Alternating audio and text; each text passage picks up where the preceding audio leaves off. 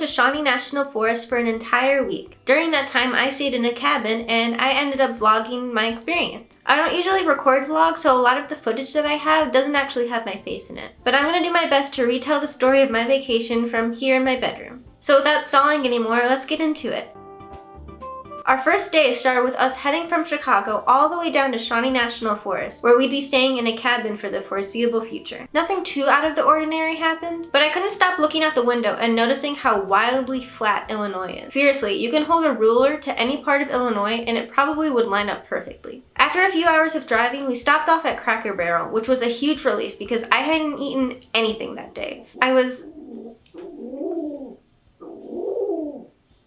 I don't know if my camera picks it up, but my pigeon is singing. We had to cross this insane gift shop that for some reason had Halloween decorations.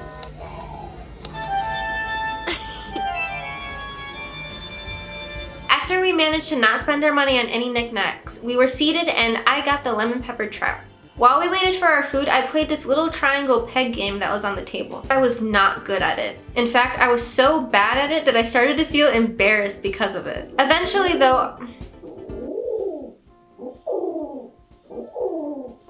though, our food arrived and then we were back on the road for another 3 or so hours. When we arrived, I was more than pleased with our cabin. My room especially was lovely and I made myself at home pretty much instantly. After moving in and stuff, I took a little dip in the unexpected hot tub that joined our cabin. None of us knew that this cabin came with a hot tub, so it was literally the best surprise ever. The sounds of like the animals is crazy. Also, it's just really nice. The sounds of the animals really made the hot tub feel magical. Animals going crazy. That and the gamer lights. The second day of our trip was designated to the Garden of the Gods, which is the most popular tourist attraction of Shawnee National Forest. After a short drive, an adorable encounter with a few deer,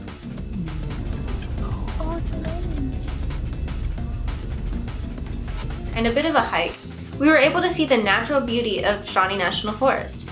These huge rock formations are made almost entirely of sandstone and were created many years ago. So probably like the 90s. I don't know much about how these were formed, but I do know that it has something to do with erosion. If anyone watching happens to be a rock expert, feel free to enlighten me in the comments. Fun fact about Garden of the Gods, it's often referred to as a mini Grand Canyon, which I can only assume is true because I've never been to the Grand Canyon. While we were here, I ended up taking some pictures of the shirt I was wearing at the time. This company isn't directly sponsoring this video, but if you choose to buy a shirt with my link and my code, I'll earn a commission off the sale. I'll put my link and my code at the top of the description if anybody's interested. If you like their shirts, I would appreciate you using my code, but there are other ways that you can support me if you'd like. My Patreon is the current best way for my followers to support me directly, while receiving perks in the process. But yeah, for those who like my shirt, that's where it's from. Despite it being very hot outside, and the view being from a very high point, the trail was surprisingly easy to walk.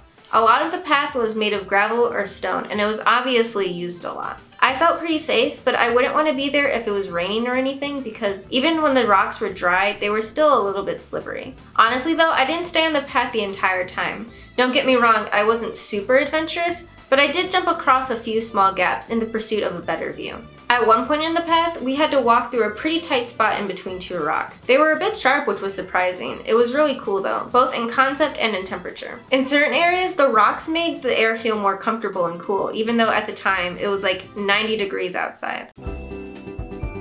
Day 3 started pretty strange. A box turtle found its way into the cabin area and decided to chill right in front of the cabin where we were staying. At first we were worried it might have been hurt because it was closed up in its shell, but it eventually opened up and looked around. We expected the little turtle to leave once he noticed that there were humans around, but he actually got closer to us. He seemed really interested in my Crocs, which may or may not have been a compliment. I picked him up, making sure to support the bottom of his shell, and faced him towards the tree line so that he would hopefully head in a less human-y direction. After the turtle left, we ended up relaxing at the beach for a little bit. I call it a beach, but I'm not really sure it counts as a beach.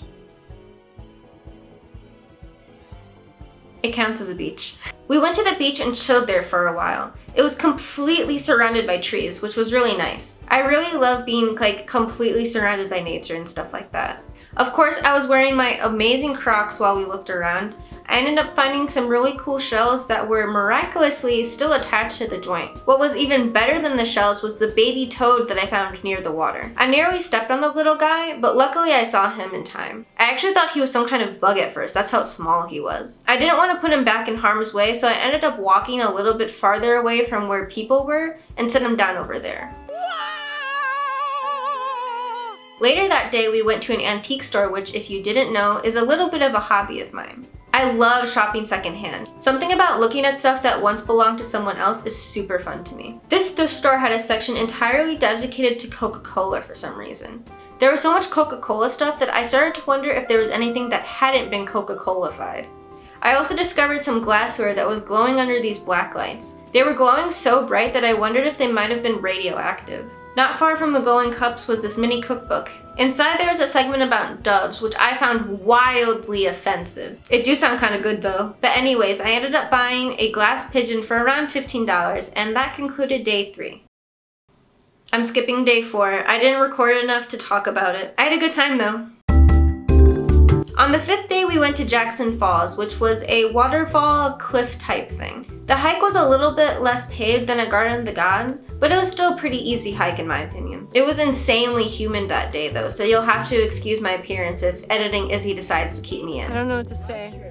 I'm in the woods. Yay! You're gonna hate me for this, but I didn't actually get any footage of the waterfall itself. The rocks that we were standing on were a bit slippery and I was too scared to take out my phone. But I did get some footage of this shoe and car key that somebody had left behind. I also recorded these turkeys. Oh, goodness.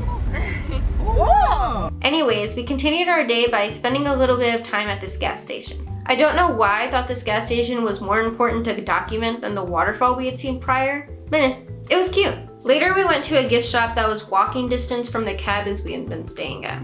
There was so much to look at and buy, most of it being Bigfoot themed. There was a bucket of finger puppets for some reason, including one with a hole that was placed in a very unfortunate place. Normal man. No. No. They honestly had a lot of cool stuff, most of which I was tempted by, but I did not give in to my temptations. Okay, maybe a little bit. I did end up getting a poster, and a Bigfoot shirt, and a mug, but that's besides the point. This little gift shop opened up a side of myself that I thought I had buried away for good. A part of my personality that I thought I had forgotten. A side of myself that probably led me to this campsite in the first place. A part of me that needed to remain hidden if I wanted to make it out. I do think there's a squatch in these woods. I got a lemon lime slush puppy float from the gift shop. When we got back to our cabin, my boyfriend and I watched an unhealthy amount of Finding Bigfoot. By unhealthy amount, I mean 1 episode. On day 6, we decided to go antiquing again, but this time we ended up going to a few different shops. One of which was so large I actually got lost at one point. There were so many goofy, silly, and somewhat questionable things to be seen here. I was having an amazing time walking around just to look at all of the different things this place was selling.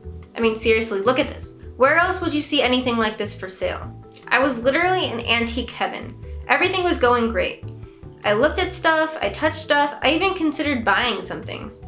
Which I did. Something felt off though.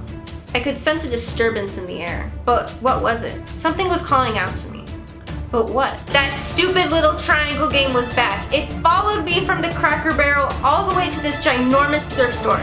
It wanted to finish what it had started. Shoot. I'm already messing it up.